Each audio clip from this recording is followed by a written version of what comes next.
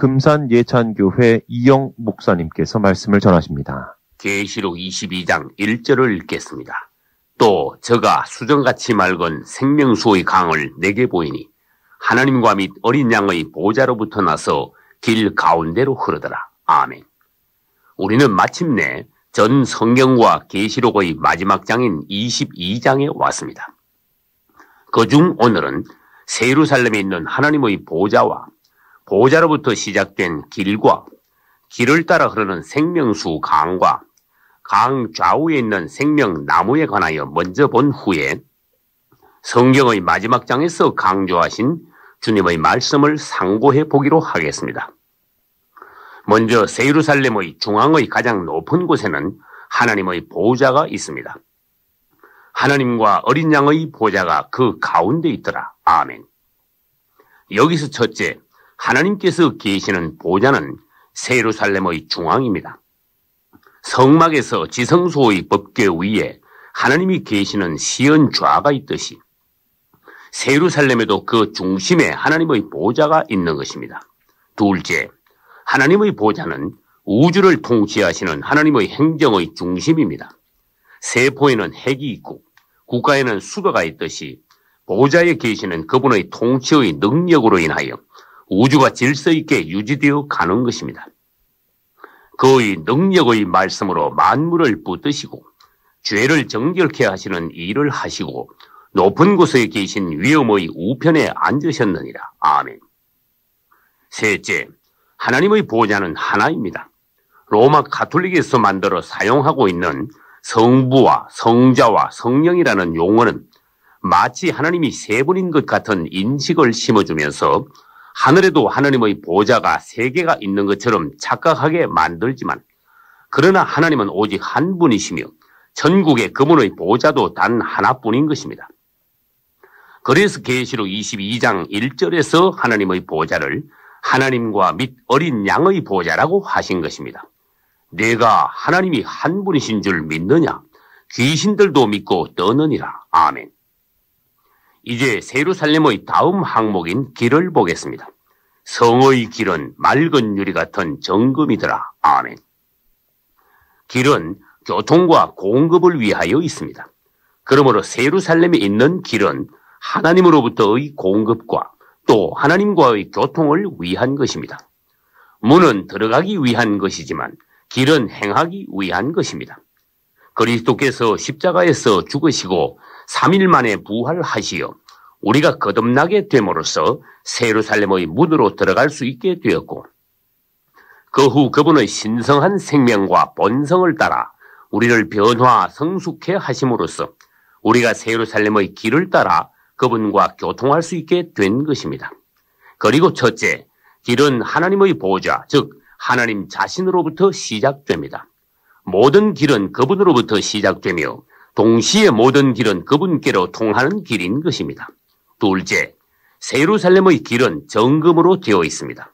오늘날에도 우리가 하나님의 신성 안에서 거듭난 후 그분의 본성을 따라 생활한다면 우리는 정금 길을 걸으며 그분의 공급과 교통 안에 있게 되는 것입니다. 너희는 성령을 쫓아 행하라. 아멘. 셋째, 길은 하나뿐이며 그 모양은 나선형입니다. 산 모양의 새 예루살렘 꼭대기에 있는 하나님의 보좌로부터 하나의 길이 밑으로 내려오되 직선이 아닌 나선형으로 빙빙 돌면서 내려와 마침내 성의 12문까지 도달하는 것입니다.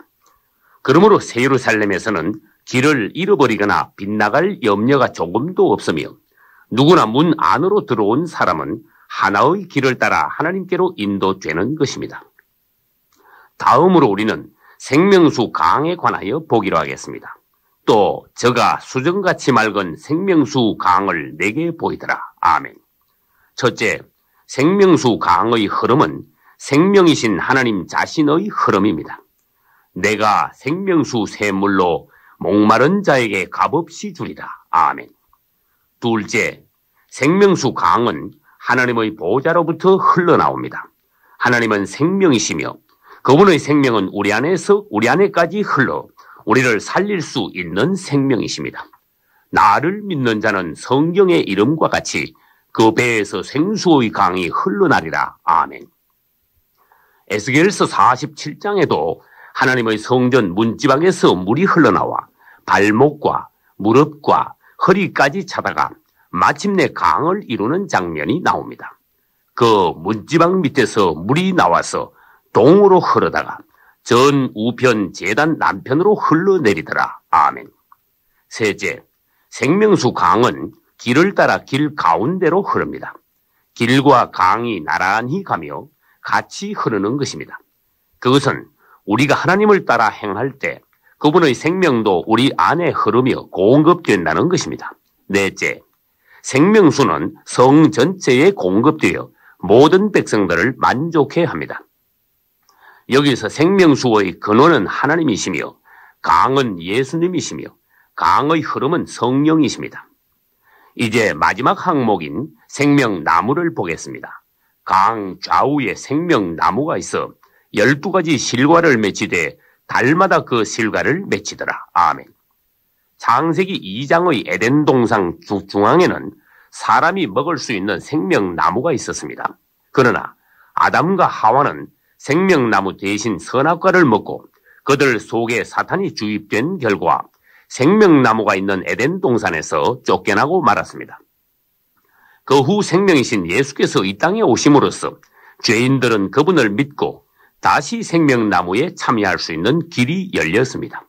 이기는 그에게는 내가 하나님의 낙원에 있는 생명나무 과실을 주어 먹게 하리라. 아멘. 결국 이긴 자들은 휴거되어 세루살렘의 생명나무를 마음껏 누리게 되는 것입니다.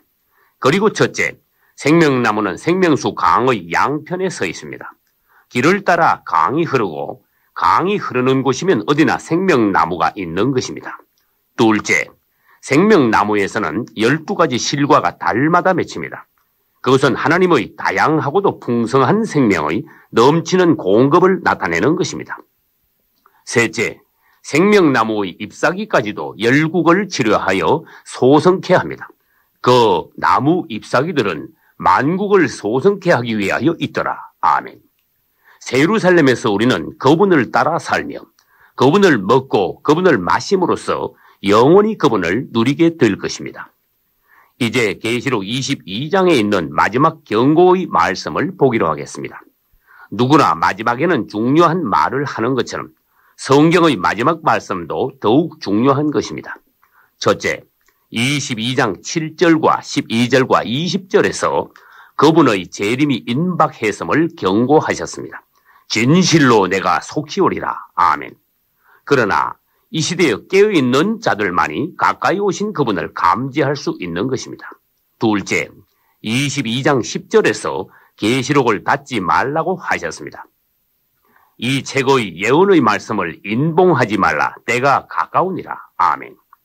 이 시대의 계시록은 열려야 하는 책이며 그 비밀의 말씀들은 반드시 해방되어야 합니다.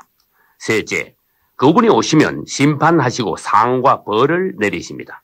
보라, 내가 속히 오리니 내가 줄 상이 내게 있어 각 사람에게 그 일한 대로 갚아주리라. 아멘. 넷째, 지금이라도 그분께 나와 구원을 받아야 합니다. 듣는 자도 오라 할 것이요 목마른 자도 올 것이요 또 원하는 자는 값없이 생명수를 받으라. 아멘. 다섯째, 온전한 하나님의 말씀에 우리가 더하거나 빼지 말라고 하셨습니다. 만일 누구든지 이것들 외에 더하면 이 책에 기록된 재앙들을 그에게 더하실 터이요 누구든지 이 책의 예언의 말씀을 제하여 버리면 생명나무와 거룩한 성에 참여함을 제하여 버리리라. 아멘.